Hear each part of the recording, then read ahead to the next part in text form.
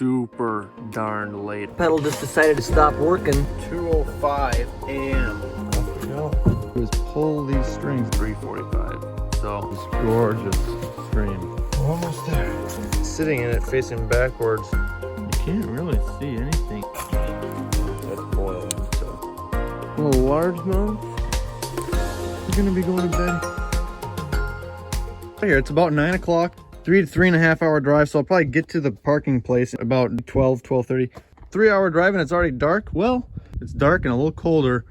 Other than that, it's pretty much the same as doing it in the daylight. Is how I see it. I've done this exact, like this place in the very dark, so I kind of know what to expect. If something goes wrong, I'll be able to adapt. All right, we're gonna get going. 2.5 hours into our journey, and the old clutch pedal just decided to stop working in the middle of the road. But I was able to coast into a quick trip and just get it sorted. I'm pretty blessed to have that happen where it did, so I can't really complain too much. all right, well, somehow the time is 2:05 a.m. So that's pretty late or early, depending on how you look at it. That ride usually takes about 3.5 hours. Somehow it took 5 hours this time. I guess a bunch of stuff kind of did happen, but what matters is we're here. Now I gotta take the canoe off, take the pack out of the bag, and start hiking. I might just take the first campsite, to be honest. I think that might be a good idea. Off we go. All right, so after just a very short amount of walking, I've come to this campsite. There's the fire pit. The stream right there. Really hard to see on camera, but it's there. So I'm just gonna construct a quick plow point shelter out of a tarp. I'm kind of in the mood for simplicity at the moment, but we'll see what we can do, Yeah, it's a really nice campsite. I really didn't have to walk far at all. It's not like the ideal site because of that. It's not super secluded. But man, I tell you, when you're coming in late, it's nice. It's really nice, especially this late. It's like 3 a.m. right now or something like that. So that's a gift to have a site like that. I love this little bag.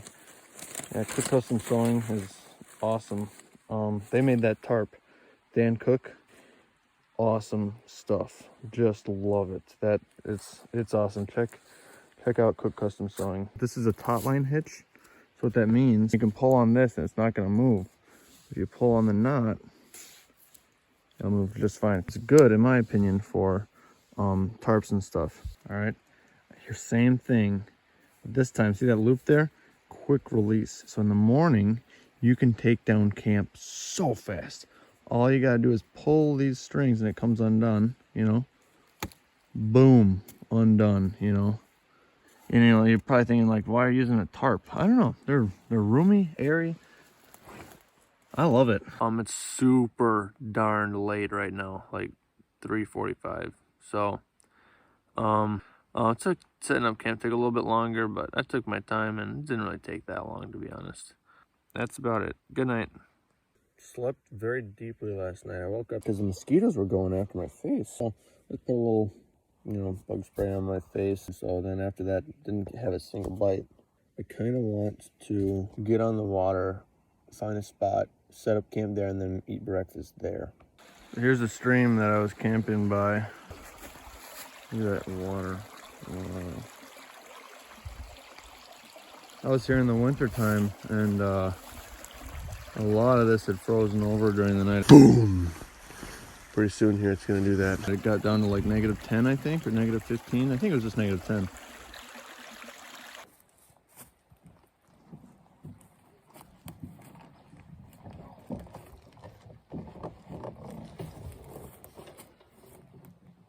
Alrighty. We're almost there.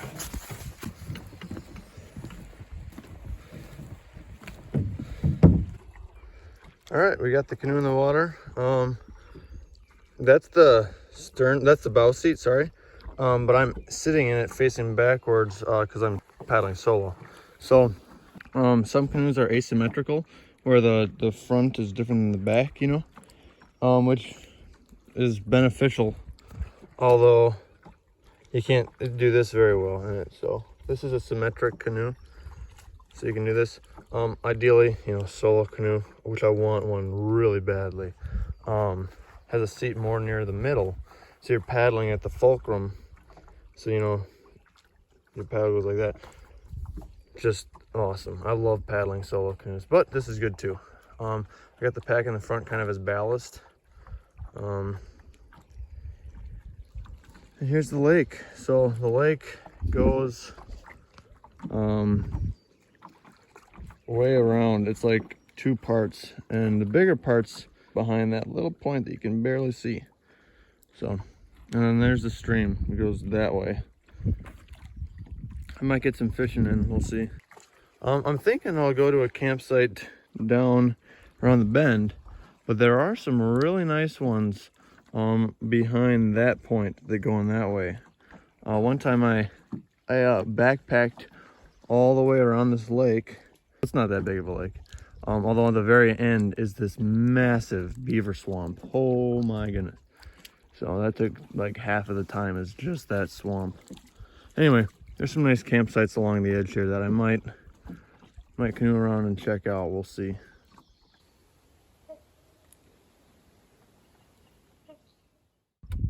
All right, so I'm debating. There's a nice campsite up on that hill.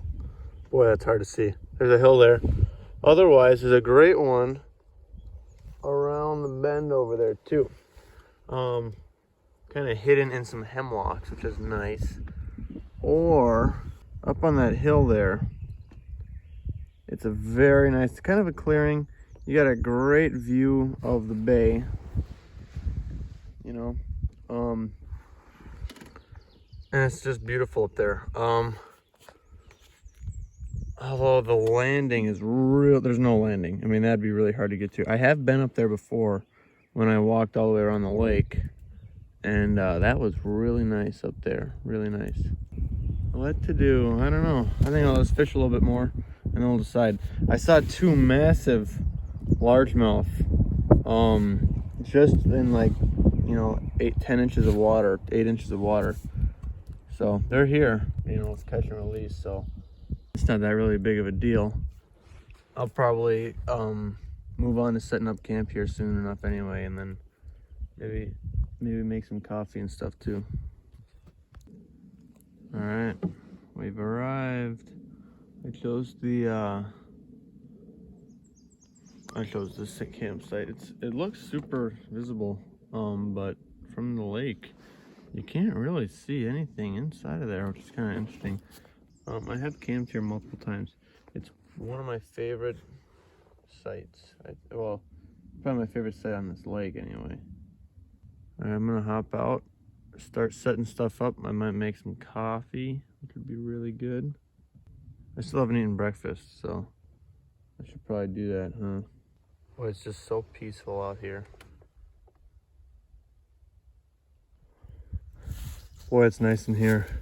It feels very secluded. You got this kind of wall of evergreen branches and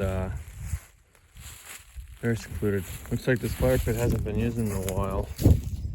That's all right. It's kind of all smushed. I might fix that up just a little bit. All right, this is awesome. Golly. And then over here, it kind of just goes, and there's this massive tree that like shattered right there. So you keep going way up. There's like a pond way up there, which is really interesting. We got water on that side, and then all the way over there we got water on that side. It's really hard to see, but that light area is actually water, and then of course water here. So, oh, what a beautiful place. What a beautiful place. All right, if you got birch bark, making a fire is very easy. So I got here is a piece of birch bark, and I scraped it with my knife to make some birch dust or some shredded birch bark. Take the old ferro rod. I like to use a ferro rod. I use saw blade on my Leatherman. You know, the back of it is a very good striker. There we go. Can you see that? All right, good. So, oils in the birch bark make it ridiculously easy. Actually, I've made birch oil before out of birch bark, and it's an interesting process. A lot of oil in there. A very weird oil. Smells like creosote. It's black, super strong smelling. I wouldn't say it necessarily smells good. Not very hard to make, actually. Just using the fire right now. It works just fine. Oh, that's boiling, so we're gonna take it off. And now the coffee pot we can put on top. There's the hammock, nice and set up. Got a beautiful view.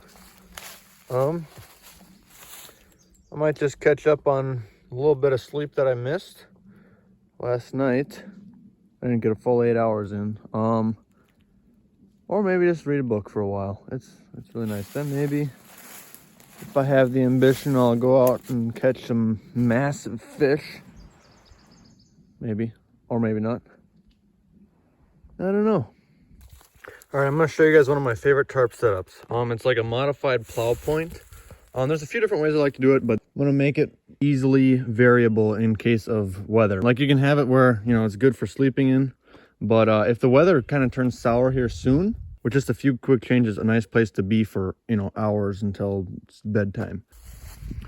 All right, here we go. So the beauty of this design, I got this pole here, is I can just kind of lift that pole up and set it down. I don't have to do anything with the stakes. And then take that corner and stake it down.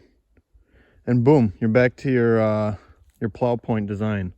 I don't know, tarp camping, it's not great for mosquitoes. Kind of terrible for mosquitoes, but I don't know, they're versatile. They're super light, although you can get really darn light tents too. So, but I think they're more fun. It's kind of not more fun. I like using tents, but it's there's something to be said for them. We're ready for whatever Mother Nature has to throw at us, I'd say. Preferably not a blizzard or a tornado, but you know, we take what we get, I guess. My phone's running out of battery, and my battery pack that I brought, I'm using my phone just as a camera, but the battery pack that I brought is out of power. I do have this. My uncle just sent this to me, which is super nice of him.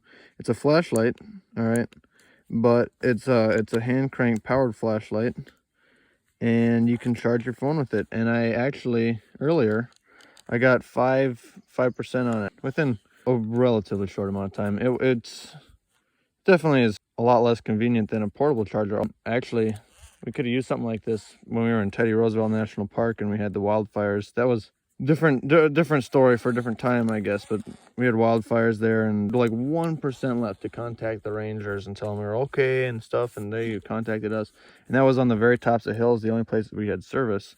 But would have provided a lot of peace of mind to have one of these. I tell you what. Well, got a tiny little hammer-handled northern on the head and tiny torpedo, my favorite lure probably. A little largemouth. There you go, bye buddy. This one's a little bit more substantial. Pretty fat for its length. I'm not keeping tonight. I'm just doing catch and release. All right, and the sun's going down. I might do a couple more casts, but I think I'm gonna head in here soon. All right. Well, I think I'm about to go make some dinner and then go to bed. Made some dinner. Got some tea there. Yeah, life's pretty good right now. And we're gonna be going to bed here soonish. I'm probably gonna head out pretty early in the morning tomorrow. It's kind of a long drive home and good stuff to do. So I'll see you later.